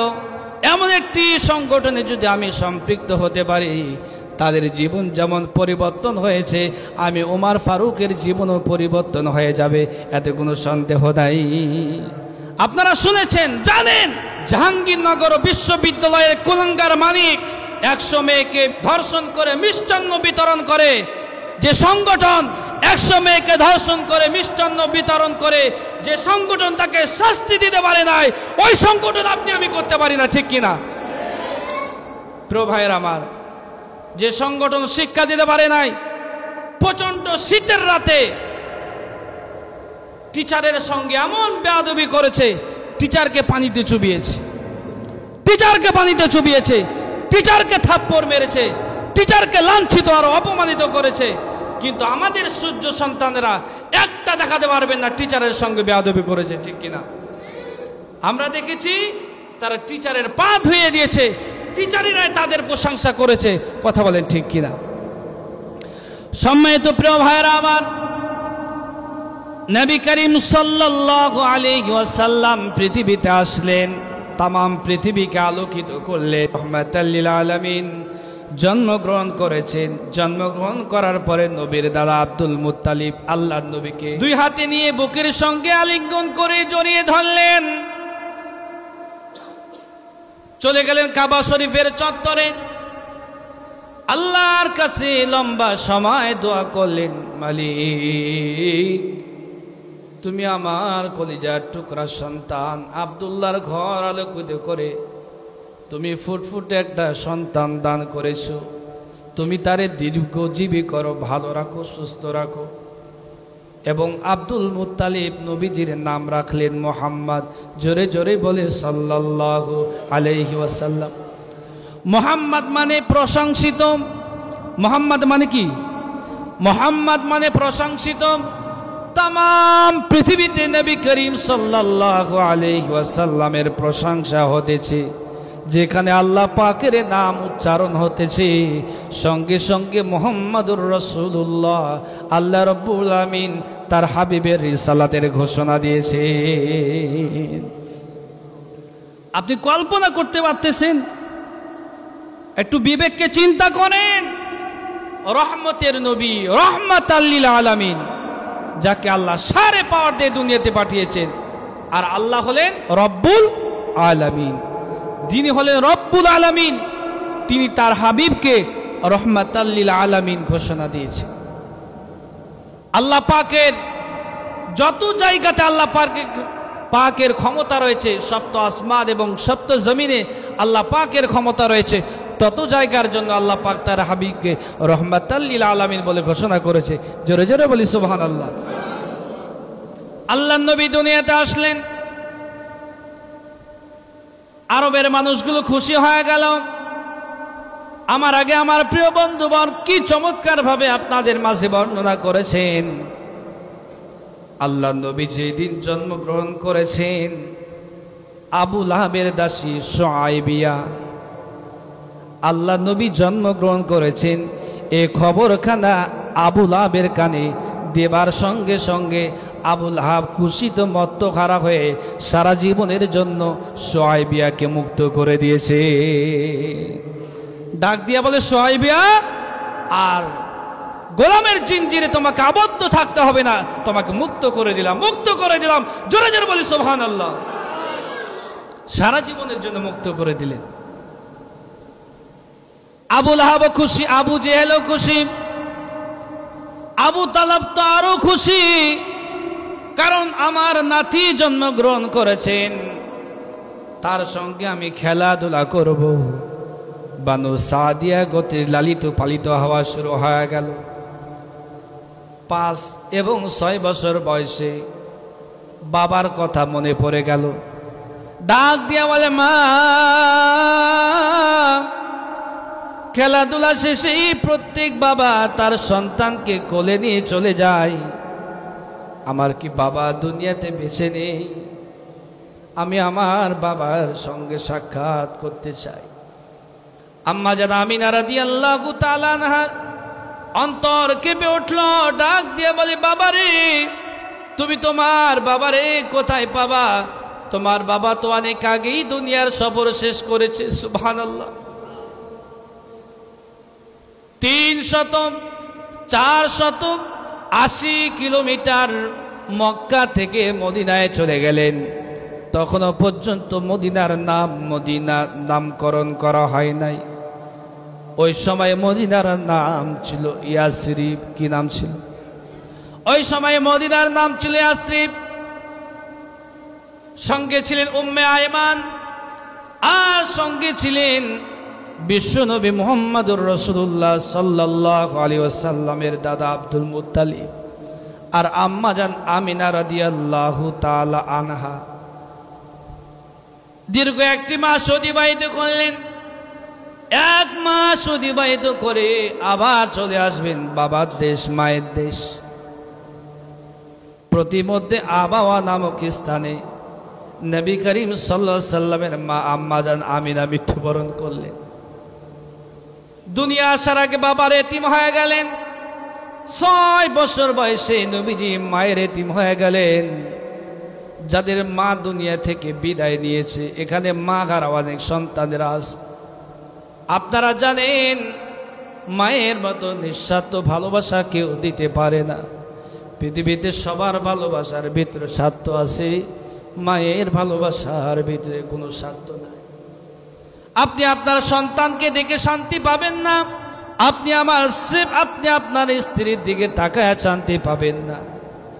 কারণ আপনার স্ত্রী, আপনার সন্তান, আপনি যতদিন বেঁচে আছেন, আপনি যতদিন কর্মঠে আছেন, কাজ করতে পারতেছেন, ততদিন আপনার স্ত্রী আপনাকে সম্মান শ্রদ্ধা করবে। আজ থেকে আপনি অক্ষম হয়ে যান, আপনার স্ত্রী আপনাকে ছেড়ে চলে যাবে। সব স্ত্রীর কথা বলতেছি না। অনেক স্ত্রী এমন আছে, স্বামীর যদি একটু ইনকাম হয় বারবার খোঁটা দেয়, এমন স্ত্রী আছে না নাই? আল্লাহ বলতেছে এলাকায় নাই। এলাকায় বলে কি মার খাবো? এলাকায় না থাকতে পারে, অন্য জায়গাতে আছে। প্রিয় ভাইরা আমার, নবী করিম সাল্লাল্লাহু আলাইহি ওয়াসাল্লাম 6 বছর বয়সে মায়ের এতিম হয়ে গেলেন। মা ডাকটা এমন একটা ডাক, যে ডাকের ভিতরে কোনো প্রকার স্বার্থ নাই। নিঃস্বার্থ ভালোবাসা দিয়া তরমুজের মতো 10 মাস 10টি দিন আপনারে আমারে পেটের ভিতরে তরমুজের মতো বহন করেছে। ডেলিভারির কষ্ট সহ্য করেছে। দীর্ঘ 2টি বছর তাজা দুগ্ধ পান করিয়া আপনার আমার জীবন বাঁচিয়েছেন। এখানে যারা উপস্থিত হয়েছেন অনেকেরই মা নাই, অনেকেরই বাবা নাই। আমার ডান দিকে বসে আছেন আমার বন্ধুবর, আব্বা দুনিয়া থেকে বিদায় নিয়েছেন। আমার বাম দিকে বসে আছেন ইমাম সাহেব, সভাপতি সাহেব, তারও মা বিদায় নিয়েছেন। আমরা 2 হাত দিয়ে কবরস্থ করেছি। আমার বাম পাশে অতিথি মহোদয় আমার ফুফাজান বসে আছেন, তারও মা নাই, বাবা নাই। আপনারা যারা বসে আছেন অনেকেরই মা নাই, বাবা নাই। রাত 12টা 1টা 2টার পরে বাড়িতে যাবেন, বাড়িটা যেন শূন্য হয়ে থাকবে। কিন্তু যার মা আছে, বাবা আছে, একবার ডাক দিবেন মা, সঙ্গে সঙ্গে দরজা খুলে দেবে। মায়ের মতো নিঃস্বার্থ ভালোবাসা কেউ দিতে পারে না। 6 বছর বয়সে নবীজি মায়ের এতিম হয়ে গেলেন। দাদার আন্ডারে লালিত পালিত হওয়া শুরু হয়ে গেল। 7 বছর যেতে না যেতে আল্লাহ নবীর দাদা আব্দুল মুত্তালিব তিনিও দুনিয়ার সফর পরে সমাপ্ত করলেন। চাচার আন্ডারে লালিত পালিত হওয়া শুরু হয়ে গেল। কার আন্ডারে? আর একটু জোরে বলেন। চাচার আন্ডারে লালিত পালিত হওয়া শুরু হয়ে গেল। আল্লাহ নবী রাহমাতাল লিল আলামিন ইতিমধ্যে বড় হয়ে গেলেন। তার বয়স 11 থেকে 12 বছর, কেউ বলেছেন 13 বছর। চাচা আবু তালিব তারে নিয়ে চলে যাবেন সিরিয়া, মিশর। তাকে একজন ব্যবসায়িক বানাতে চান, এর জন্য নিয়ে চলে যাচ্ছেন সিরিয়ায়। সিরিয়ায় যাওয়ার সময় বুহাইরা নামক এক পাদ্রীর সঙ্গে সাক্ষাৎ হয়ে গেল। ওই পাদ্রী আবু তালিবকে ডাক দিয়া বলে, আবু তালিব, তোমার সঙ্গে যিনি এসেছেন উনি কে? আবু তালিব ডাক দিয়া বলেন, উনি আমার ভাতিজা মুহাম্মাদুর রাসূলুল্লাহ। জোরে জোরে বলি সাল্লাল্লাহু আলাইহি ওয়াসাল্লাম। বুহাইরা ডাক দিয়া বলেন, আমি একটু আগেই তাওরাত জাবুর ইনজিল কিতাব পড়তেছিলাম ইউনানি ভাষায়, তিব্রানি ভাষায়, বিভিন্ন ভাষা আমি বুঝি। আমি অসংখ্য কিতাব রচনা করেছি। আমি একজন ইহুদি পুরোহিত পণ্ডিত। আমি একটু আগে পড়তেছিলাম মুহাম্মদ নামে একজন শিশু দুনিয়াতে আসবেন, জন্মগ্রহণ করবেন, তামাম পৃথিবীকে সংস্কার করবে, আলোকিত করবে। উনি যে মুহাম্মদ হবে। চাচা ডাক দিয়ে বলেন, ও বুহাইরা বন্ধুরে, উনি যে মুহাম্মদুর রাসূলুল্লাহ সাল্লাল্লাহু আলাইহি ওয়াসাল্লাম, তুমি তা কেমনে বুঝলে? বুহাইরা ডাক দিয়ে বলেন, তার পিঠের ভিতরে থাকবে একটা মোহরে নবুয়ত। উনি যখন আসতেছিল আমি লক্ষ্য করে দেখেছি আল্লাহর নবী রাহমাতাল লিল আলামিন যে রাস্তা দিয়ে আসতেছিল, আকাশের প্রচণ্ড রোদের সময় আল্লাহ রাব্বুল আমিন মেঘমালা দিয়ে আল্লাহর হাবিবকে রোদ থেকে তাকে হেফাজত করেছে। আল্লাহ নবী যখন রাস্তা দিয়ে আসতেছিল, একটু আগে আমি কিতাব পড়তেছিলাম, আল্লাহর নবী যখন রাস্তা দিয়ে আসতেছিল, দুই ধারের পাথরগুলো, দুই ধারের গাছগুলো নবীর কদমে, নবীর সম্মানে গাছগুলো সিজদায় অবনত হয়েছে। সুবহানাল্লাহ। যে নবীকে গাছ চিনল, যে নবীরে মাছ চিনল, যে নবীরে বাঘ চিনল, যে নবীরে পিপিলিকা চিনল, যে নবীরে সব কিছু চিনল, ওই নবীর আপনি আমি এখনো চিনতে পারি নাই। এজন্য ওই নবীর নামে ব্যঙ্গচিত্র অঙ্কন করেছি। ওই নবীর নামে আমরা খারাপ আজে বাজে মন্তব্য করেছি। ওই নবীকে আমরা দুশ্চিত্রবান বলেছি। ওই নবীকে আমরা কলঙ্কিত করবার চেষ্টা করেছি। কথা বলেন ঠিক কিনা? প্রিয় ভাইরা আমার, আল্লাহর নবী মুহাম্মদুর রাসূলুল্লাহ সাল্লাল্লাহু আলাইহি ওয়াসাল্লাম 25 বছরে পদার্পণ করলেন। হুজুর বলে গিয়েছেন 17 বছর বয়সে হিলফুল ফুজুল শান্তি সংগঠন তৈরি করেছেন। 25 বছর বয়সে বিবাহ বন্ধনে আবদ্ধ হয়ে যাবেন। এখনো বিবাহ বন্ধনে আবদ্ধ হয় নাই। বিয়ের 2 বছর আল্লাহ নবী আম্মা জান খাদিজাতুল কুবরা রাদিয়াল্লাহু তাআলা আনহার ব্যবসা বাণিজ্য দেখাশোনা করেছে। যিনি হবেন তার স্ত্রী, তার ব্যবসা বাণিজ্য দেখাশোনা করতেছে। গিয়েছে সিরিয়া, গিয়েছে মিশরে, গিয়েছে ফিলিস্তিন, গিয়েছে ইয়ামানে, বিভিন্ন রাষ্ট্রে গিয়ে তার স্ত্রী এখনো পর্যন্ত স্ত্রী হয় নাই। খাদিজাতুল কুবরা রাদিয়াল্লাহু তাআলা আনহার ব্যবসা বাণিজ্য দেখাশোনা করেছে। যেখানে যতটুকু প্রফিট পেয়েছে সমস্ত প্রফিটগুলো আম্মাজান খাদিজাতুল কুবরা রাদিয়াল্লাহু তাআলা আনহার কাছে বুঝিয়ে দিয়েছেন। খাদিজার একটা বিশ্বস্ত বান্ধবী ছিল, তার নাম নাফিসা। ডাক দিয়া বলে, বান্ধবী রে, আমি 2 বার বিবাহ বন্ধনে আবদ্ধ হয়েছি, আমার 2টা সন্তানও আছে, আমি কোনো ঘরে শান্তি পাই নাই, আমি জীবনে কোনো পুরুষের সঙ্গে বিবাহ বন্ধনে আবদ্ধ হতে চাই না। বান্ধবী ডাক দিয়া বলে, খাদিজা রে, তোমার জন্য একটা বিশ্বস্ত পাত্র পেয়েছি, ওই পাত্রের সঙ্গে তোমার বিয়ের ব্যবস্থা করতে চাই। আমরা সবাই এবার বিশ্বনবীর বিয়ে খাবো। সুবহানাল্লাহ বলি। চলে যায় বিশ্বনবীর বিয়ের দিকে। ডাক দিয়া বলে, কে আমার জন্য বিশ্বস্ত স্বামী হতে পারে? আমি তো কোনো পুরুষের ঘরে গিয়ে শান্তি পাই নাই, আমি কোনো পুরুষের সঙ্গে বিবাহ বন্ধনে আবদ্ধ হতে চাই না। বান্ধবী ডাক দিয়া বলে, বান্ধবী রে, যে পুরুষের সঙ্গে তোমার আমি বিয়ের ব্যবস্থা করতে চাই, উনি কোনো সাধারণ মানুষ নয়। আরবের মানুষগুলো যাকে রহমাতাল লিল আলামিন আল আমিন উপাধি দিয়েছে, তোমারই গোলাম, তোমার ব্যবসা বাণিজ্য দেখাশোনা করেছে, তার নাম মুহাম্মাদুর রাসূলুল্লাহ। নবীর সঙ্গে বিবাহ বন্ধনে আবদ্ধ হয়ে গেল। একটা ঘটনা আপনারা শুনে রাখেন। আল্লাহর নবী মুহাম্মদুর রাসূলুল্লাহ সাল্লাল্লাহু আলাইহি ওয়াসাল্লামের সহধর্মিণী আম্মা জান খাদিজাতুল কুবরা রাদিয়াল্লাহু তাআলা আনহা, নবীজির বয়স যখন 25 বছর, আম্মাজান খাদিজাতুল কুবরা রাদিয়াল্লাহু তাআলা আনহার বয়স তখন 40 বছর। আল্লাহ নবীর চাইতে 15 বছরের বড়। 15 বছরের বড় একজন তালাক প্রাপ্তা মহিলা আল্লাহ নবীর সঙ্গে ঘর সংসার করেছেন। আল্লাহ নবী জীবনে একটিবারের জন্য খোটা দেয় নাই, খোটা। আর আপনি আমি এত নবাবজাদা, উঠতে বসতে স্ত্রীর সঙ্গে বেয়াদবি করি। স্ত্রীর সঙ্গে বেয়াদবি করা যাবে না, নামাজ রোজা কিন্তু কবুল হবে না। কথা বলেন ঠিক কিনা? এই ঠিক বলতেছে, আবার বাড়িতে গিয়ে স্ত্রীকে আবার পিটাবে। প্রিয় ভাইরা আমার, স্ত্রীর সঙ্গে খারাপ ব্যবহার করবেন না, কারণ স্ত্রী ভালোবাসার জিনিস, স্ত্রী আদর যত্নের জিনিস, স্ত্রী মায়ার জিনিস, স্ত্রী ভালোবাসার জিনিস। প্রিয় ভাইরা আমার, আম্মাজান খাদিজাতুল কুবরা রাদিয়াল্লাহু তাআলা আনহা তৎকালীন সময়ে মক্কা এবং মদিনার সব রূপবতী সুন্দরী একজন নারী আল্লাহ নবীর সঙ্গে বিবাহ বন্ধনে আবদ্ধ হওয়ার পরে জীবনের সবটুকু সম্পদ আমার রাসূলের কদমে দান করে দিয়েছে। সব দান করে দিয়েছে, একটিবারের জন্য অভিযোগ করে নাই।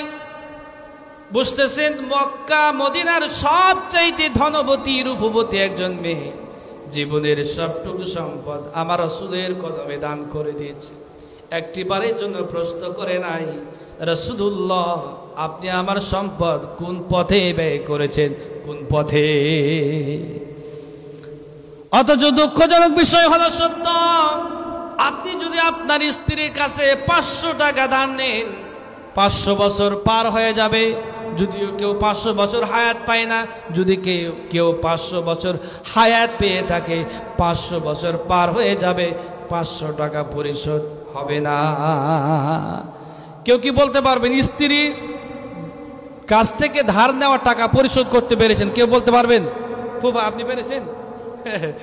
স্ত্রীর কাছে যে টাকা ধার নিয়েছেন ওই টাকা কেউ পরিশোধ করতে পারেন নাই, আমিও পারি না। আরে এত টাকা ইনকাম করি, এরপরও বলে হুজুর আমার ওই 500 টাকা কোথায়? আর একটু আগেই তো তোমাকে 5000 টাকার মার্কেট করে দিলাম, ওই টাকা কি হলো? ওই টাকা আমার টাকা না। মার্কেটে নিয়ে যাবেন, আইলানা মাস্কারা সোনা পাউডার যা আছে সব কিছু দিবেন। ঘুরতে নিয়ে যাবেন, বিদেশে নিয়ে যাবেন, ব্যাংককে নিয়ে যাবেন, ইন্ডিয়া নিয়ে যাবেন, সৌদি আরবে নিয়ে যাবেন। বাড়িতে এসে বলবে জানো গো 500 টাকা কই? ঠিক কিনা? এই জন্য বলে ঠিক কিনা? প্রিয় ভাইরা আমার, আপনারা যে খুব ভালো এটা আমি বলতেছি না, আপনাদের যেমন বদখাসলাত আছে, মা বোনেরাও দু একটা এরকম আছে। কথা বলেন ঠিক কিনা? আবার এমনও মা বোন আছে, তবে আমার এই চৈতন্যপুর আমার মাইকের আওয়াজ যে মা বোনদের কাছে যাচ্ছে, তারা সোনার মানুষ, অনেক ভালো। কথা বলেন ঠিক কিনা? কারণ আমার মা বোনদের কাছে যা থাকে সব কিছুই আপনাদেরকে উজাড় করে দেয়, কিন্তু আপনারা উজাড় করে ভালোবাসা দিতে পারেন না।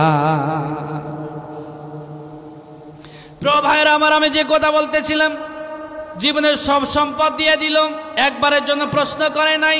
মা বোনেরা রে, আপনাদের কানে আমার মাইকের আওয়াজ যাদের কাছে যাবে, স্বামীর প্রয়োজনে আপনার যতটুকু আছে উজাড় করে দিবেন, সব কিছু স্বামীকে দিয়ে দিবেন, প্রয়োজনে দিবেন। আর যদি আপনাদের কাছে সম্পদ থাকে, টাকা থাকে, সোনাদানা থাকে, স্ত্রী যা চাইবে, যদি আপনার সাধ্য হয়, চাইবে 2 টাকা দিবেন, 10 টাকা, কি পারবেন? পারবেন না, কারণ তাদের জন্যই তো ইনকাম করতেছেন। কি করবেন এত সম্পদ নিয়ে? মরে তো যাবেন 2 দিন পরে। স্ত্রী চাইতেছেন তাকে দেন। আবার আপনি যখন বিপদে পড়বেন, স্ত্রীর কাছে যে টাকা দেবেন, ওই টাকা স্ত্রী এমনিতে ফালতু কোনো কাজে খরচ করেন না। আবার আপনি যখন বিপদে পড়বেন, আপনার প্রাণাধিক স্ত্রী আপনাকে ফেরত দিয়ে দিবে। সুবহানাল্লাহ। আম্মাজান খাদিজাতুল কুবরা রাদিয়াল্লাহু তাআলা আনহা এইভাবে নবীর কদমে দান করে দিলেন, সব সম্পদ দিয়ে দিলেন। একটিবারের জন্য নবীজি আল্লাহর নবীর বিবি আম্মাজান খাদিজা প্রশ্ন করেন নাই। 25 থেকে 40 কত বছর? 15 বছর। 25 থেকে 40 15 বছর। কারণ একজন বিবি তার যার সঙ্গে সব সময় একান্ত মুহূর্তে সবাই অতিবাহিত করে, রাতেও থাকে দিনেও থাকে। কারণ ওই স্ত্রীর চাইতে বিশ্বাস্ত কোনো বন্ধু স্বামীর আর কেউ হতে পারে না। ওপেন গোপন সব কিছু স্ত্রী জানে, সব কিছু আপনার স্ত্রী জানে। কারণ নবীজি বলতেছেন, কোন স্বামী যদি মৃত্যুবরণ করে, স্ত্রী যদি সার্টিফাই করে আমার স্বামী ভালো ছিল, আল্লাহ তাকে ভালো বলে জান্নাতি ঘোষণা করে দিবে। আর স্ত্রী যদি ডাক দিয়ে বলে, মালিক আমার স্বামী ছিল 2 নাম্বার, আমার স্বামী আমার ভরণ পোষণ দিত না, আমার স্বামী আমার সঙ্গে বেয়াদবি করত, বারবার শুধু আমাকে পিটাতো, লাঠিচার্জ করতো, আমারে বিরক্ত করত। একটু যদি তরকারিতে লবণ বেশি হয়ে যায় বাবা মা তুলে গালি দিত। একবার যদি আপনার স্ত্রী আপনার বিরুদ্ধে মালিকের কাছে হাত তুলে দোয়া করে, জান্নাত হারাম হয়ে যাবে, হারাম। আবার কোন স্বামী যদি স্ত্রীর জন্য সার্টিফাই করে, আল্লাহ মালিক আমার প্রাণাধিক স্ত্রী আমার কাছে অনেক ভালো, আল্লাহ ডাক দিয়ে বলেন, ফেরেশতারা রে ওই স্বামীরে ওই স্ত্রীরে তুমি ভালোর কাতারে শামিল করে দিও। সুবহানাল্লাহ। প্রিয় ভাইরা আমার, 15 বছর ঘর সংসার করলেন, আল্লাহ নবীর কাছে গারে হিরায় কোরআন নাজিল হয়ে গেল। আল্লাহ নবী ভীত সন্তুষ্ট হয়ে গেলেন, বাড়িতে চলে গেলেন, ডাক দিয়া বলেন, পানের স্ত্রী রে জাম্মিলুনি, তুমি আমারে ঢেকে দাও রে স্ত্রী, আমি ভীষণ ভয় পেয়ে গেছি। এমন সময় স্ত্রী ডাক দিয়ে বলে, কিসের ভয়? কোনো ভয় নাই। সুবহানাল্লাহ। আপনার স্ত্রীকে এভাবে একদিন সান্ত্বনা দিতে পেরেছে, স্বামী গো অল্প ইনকাম হলে কি হবে, কোনো ভয় নাই, প্রয়োজনে অল্প খাবো, তোমারে নিয়ে আমি থাকবো। সুবহানাল্লাহ। ডাক দিয়ে বলে, প্রাণের স্বামী কোনো ভয় নাই, আমি তো আপনার সাথে আছি, আল্লাহ আপনারে বিপদে ফালাবেন না। সুবহানাল্লাহ। আল্লাহ নবী রাহমাতাল লিল আলামিন ডাক দিয়ে বলেন, খাদিজা আল্লাহ পাক আমার প্রতি কোরআন নাযিল করেছেন, আল্লাহ পাক আমার প্রতি কোরআন নাযিল করেছেন, আল্লাহ রাব্বুল আলামিন আমারে নবী বলে সম্বোধন করেছেন, তুমি আমার উপর ঈমান আনয়ন করো, কোরআনের প্রতি ঈমান আনয়ন করো। আম্মা জান খাদিজাতুল কুবরা রাদিয়াল্লাহু তাআলা আনহা, উনি তো জানেন তার স্বামীটা কেমন, 1 নাম্বার না 2 নাম্বার, কথা বলেন ঠিক কিনা? এখানে 2 নাম্বার কে কে হাত তুলেন তো দেখি। 2 নাম্বার কেউ নাই না? আলহামদুলিল্লাহ, আলহামদুলিল্লাহ। স্ত্রী জানে স্বামীটা 1 নাম্বার না 2 নাম্বার। আমার পাশে ঘুমিয়ে আছে, রাতের বেলায় কোন মেয়ের সঙ্গে কথা বলে কেউ না জানলে স্ত্রীটা কিন্তু ভালোভাবে জানে, কারণ ও আপনার বড় খাদ্যমন্ত্রী, কথা বলেন ঠিক কিনা? আম্মা জান খাদিজাতুল কুবরা রাদিয়াল্লাহু তাআলা আনহা একটিবারের জন্য প্রশ্ন করে নাই, ইয়া রাসূলুল্লাহ, ইয়া হাবিবাল্লাহ, নবী হইলেন কেমনে, কেমনে কোরআন নাজিল হলো? আম্মা জান খাদিজা সঙ্গে সঙ্গে ডাক দিয়ে বলেন, রিসালাতের ঘোষণা দিলেন, লা ইলাহা ইল্লাল্লাহু মুহাম্মাদুর রাসূলুল্লাহ।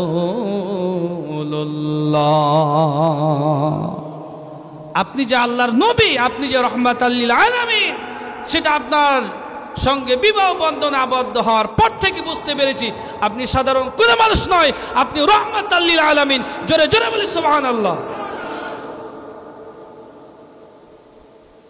আকাশের তারাগুলি, আকাশের তারাগুলি ঝিলিমিলি ঝিলিমিলি জ্বলছে, ডালে ডালে ফুলগুলি সৌরভে দুলছে, রাসূল এসেছে, হাবিব এসেছে, রাসূল এসেছে, হাবিব এসেছে।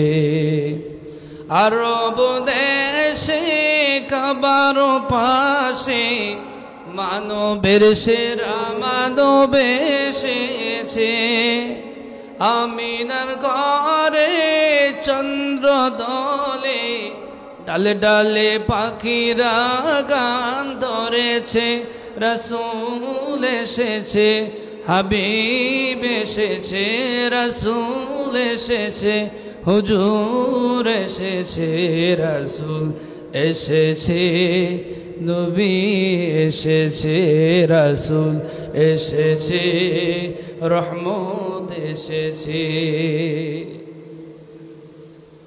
বিবির কাছে দাওয়াত দিলেন।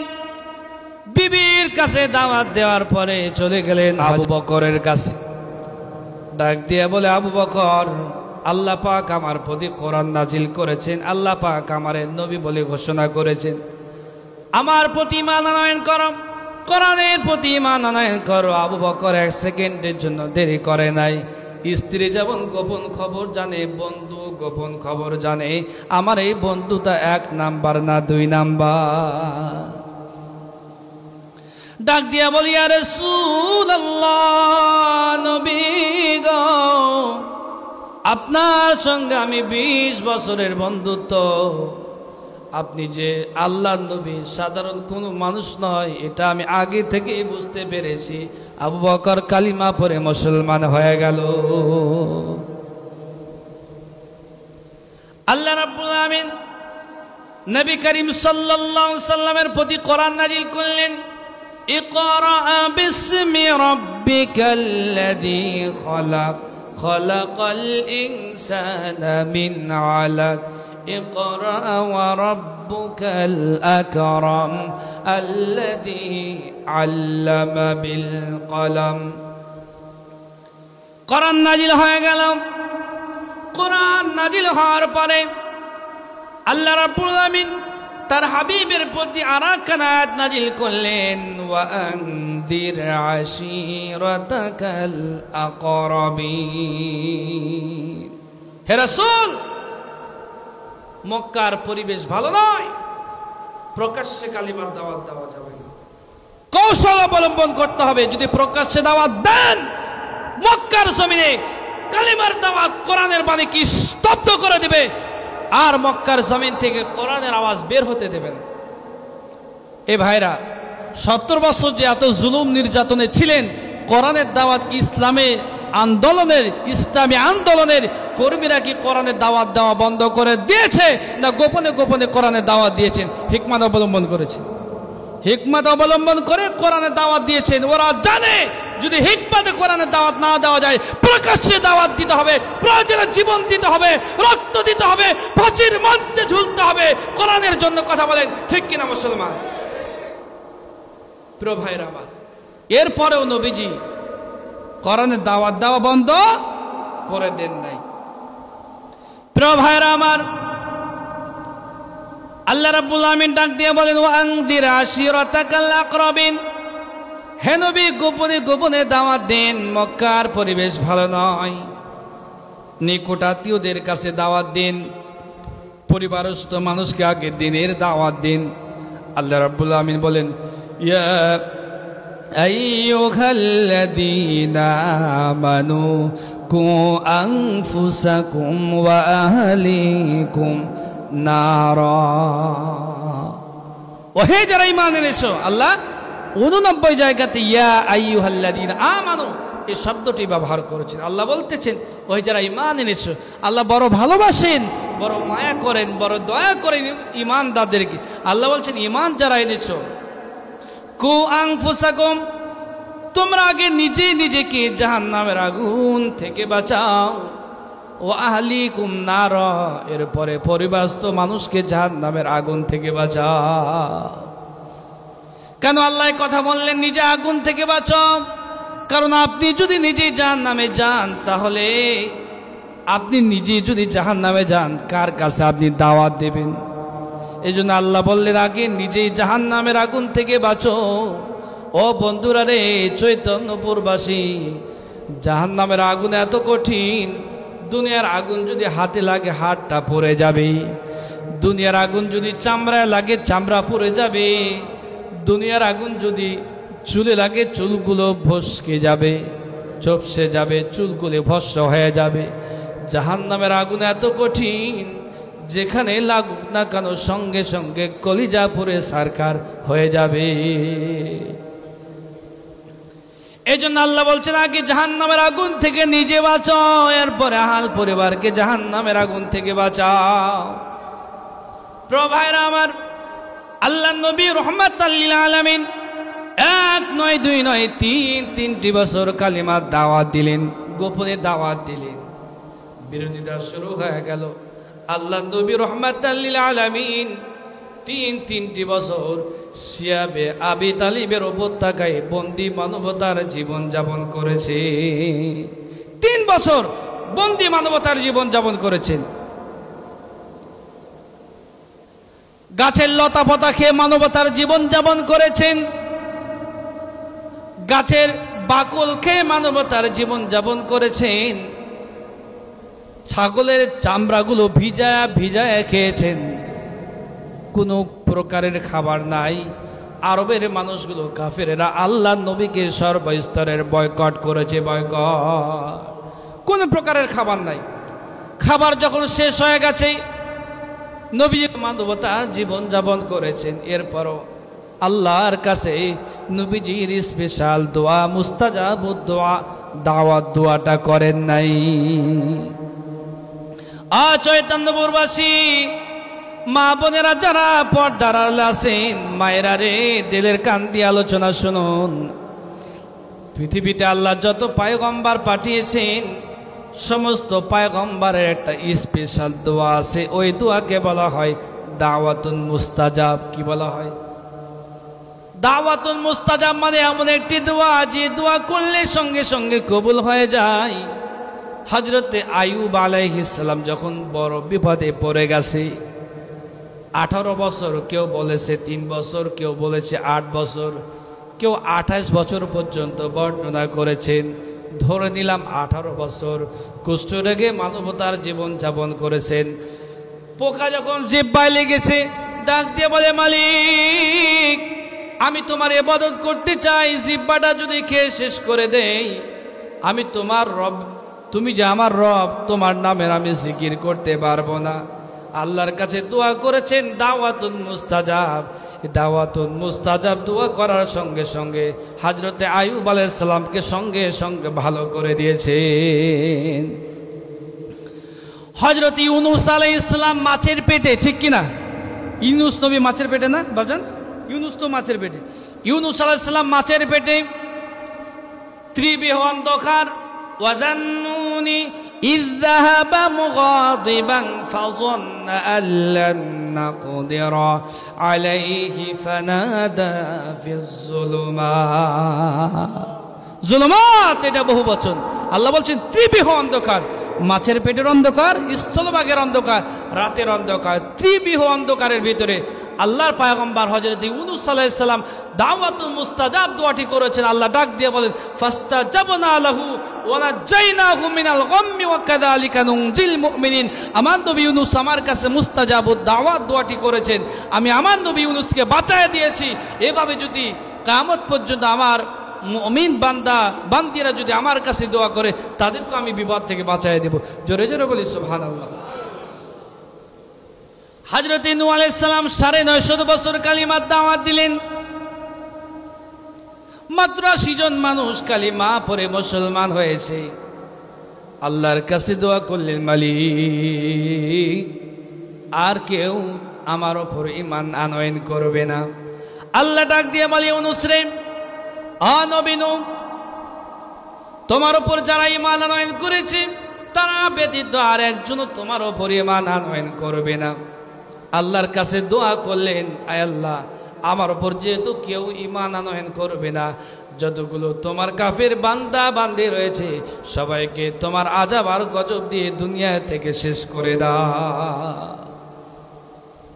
হযরত নূহ আলাইহিস সালাম দাওয়াতুল মুস্তাজাব দোয়াটি করলেন। আল্লাহ রাব্বুল আলামিন সঙ্গে সঙ্গে কবুল করে নিলেন। পুরো জাতিকে আল্লাহ পাক পানির নিচে তলায় দিয়ে দুনিয়া থেকে শেষ করে দিলেন। হযরত মূসা আলাইহিস সালাম যখন বিপদে পড়লেন, লোহিত সাগর বাহারে কালসুম পার হয়ে চলে যাবেন, মূসা নবীকে ডাক দিয়া বলে, মূসা রে তোমার হাতে কি? মূসা নবী ডাক দিয়া বলেন, ক্বালা হিয়া আসায়, আমার হাতে লাঠি। আল্লাহ ডাক দিয়ে বলে, মুসা এই লাঠি দ্বারা সমুদ্রে আঘাত করো, সঙ্গে সঙ্গে 12টা রাস্তা হয়ে যাবে। হযরতে মুসা কালিমুল্লাহ আল্লাহর কাছে দোয়া করলেন, আল্লাহ রাব্বুল আলামিন সঙ্গে সঙ্গে দোয়া কবুল করলেন। আর আল্লাহ রাব্বুল আলামিন ফেরাউনের কবল থেকে হযরতে মুসা আলাইহিস সালামকে বাঁচায় দিলেন। কিন্তু বিশ্বনবী রাহমাতাল লিল আলামিন কত কষ্টে মানবতার জীবন যাপন করেছেন। তাইফের ময়দানে নবী রক্তাক্ত হয়েছেন। শিয়াবে আবি তালিবে 3টি বছর কারারুদ্ধ হয়েছেন, কারাগারে মানবতার জীবন যাপন করেছেন। এরপর আল্লাহর নবী একটিবারের জন্য স্পেশাল দোয়াটি করেন নাই, কারণ আমার উম্মত যখন বড় বিপদে পড়ে যাবে, কিয়ামতের দিন মুসিবতের সময়, একটি নেকির জন্য বান্দা যখন ছুটাছুটি করবে, মুসলমান একটি নেকির জন্য যখন আপনি চলে যাবেন আপনার জনম দুঃখী মায়ের কাছে, মা বলবে, কে গো তুমি? দুনিয়াতে আমার কোনো সন্তানই ছিল না। সন্তান চলে যাবে মায়ের কাছে, মা চলে যাবে সন্তানের কাছে, ডাক দিয়ে বলবে, এই পৃথিবীতে আমার কোনো সন্তান ছিল না, আমার মা ছিল না, তাহলে আমি নেকি তোমারে কেমনে দিব? কঠিন কিয়ামতের দিন বান্দা বান্দি বড় বিপদে পড়ে যাবে। বান্দা যখন জাহান্নামে চলে যাবে, বান্দি যখন জাহান্নামে চলে যাবে, আল্লাহকে ডাক দিয়ে বলবে, মালিক, আয় আল্লাহ, আমি নবী জান্নাতে যাব আর আমার উম্মতেরা জাহান্নামে যাবে, আমি নবী এটা সহ্য করতে পারবো না। ওই দাওয়াতুল মুস্তাজাব আল্লাহর নবী উহুদের ময়দানে দান্নান মোবারক শহীদ হয়েছে। এরপর ওই দোয়াটি করেন নাই। মুতার ময়দানে তিনজন সেনাপতি, নম্বরে জাফর, 1 নম্বরে যায়েদ রাদিয়াল্লাহু তাআলা আনহু, 2 নম্বরে চাচাতো ভাই জাফর বিন আবি তালিব, 3 নম্বরে হযরত যায়েদ রাদিয়াল্লাহু তাআলা আনহু। আল্লাহ নবী নিজ চোখে তাদের শহীদ হওয়ার দৃশ্য দেখেছেন। এরপরও দাওয়াতুল মুস্তাজাব দোয়াটি আল্লাহ নবী দুনিয়াতে করেন নাই। ওই দাওয়াতুল মুস্তাজাব দোয়াটি দুনিয়াতে করেন নাই, নবীজি উম্মতের জন্য রেখে দিয়েছেন। আমার উম্মতেরা যখন নেকির জন্য বিপদে পড়ে যাবে, আমি আল্লাহর কাছে সেই দিন দোয়া করব। আল্লাহর নবী কিয়ামতের দিন সিজদায় পড়ে যাবে, কতকাল ওই সিজদা অবস্থায় কেটে যাবে কেউ জানেন না। আল্লাহ বলবেন, ও আমার নবী, রহমতের নবী, খলিলুল্লাহ, ও নবী গো, তুমি আমার অন্তরঙ্গ বন্ধু, তোমার আমি কত ভালোবাসি, আমার সঙ্গে তুমি সশরীরে সাক্ষাৎ করেছ রে নবী। ইয়া রাসূলুল্লাহ, ইয়া হাবিবাল্লাহ, ইরফা রাসাক, মাথা উত্তোলন করুন, টেনশনের কোনো কারণ নাই। আপনি আপনার উম্মতের জন্য সুপারিশ করুন, যার জন্য মুস্তাজাবুদ দাওয়াত দোয়া করবে, তাকে আপনার সঙ্গে আমি জান্নাতে প্রবেশ করায় দিব। জান্নাত প্রভায়ের আমার লম্বা করতে চায় না, নবীর সিরাত আলোচনা করে শেষ করা যায় না।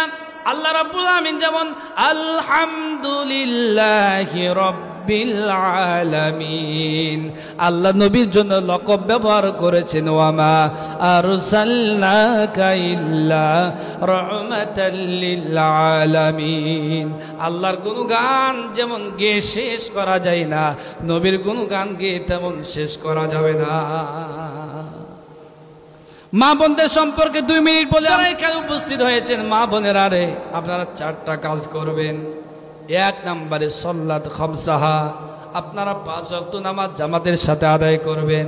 আর যদি জামাতের সাথে আদায় করার ওই রকম কোনো ব্যবস্থা না থাকে, অবশ্যই আজানের সাথে সাথে 5 ওয়াক্ত নামাজ সময় মতো আদায় করবেন। 2 নম্বরে ওয়া আহসানাত ফারজাহা, লজ্জা স্থানের হেফাজত করবেন। আপনার লজ্জা স্থান আপনার স্বামী ছাড়া পৃথিবীর কোনো মানুষের সাথে যেন ব্যবহার না হয়, এজন্য আপনি খেয়াল থাকবেন, সব সময় আপনি সতর্ক থাকবেন।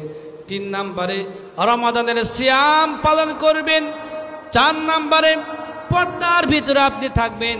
এই 4টি আমল যদি আপনি করতে পারেন, আল্লাহ নবীর স্ত্রী আম্মা জান খাদিজার সঙ্গে আপনি জান্নাতে যাবেন, এতে কোনো সন্দেহ নাই।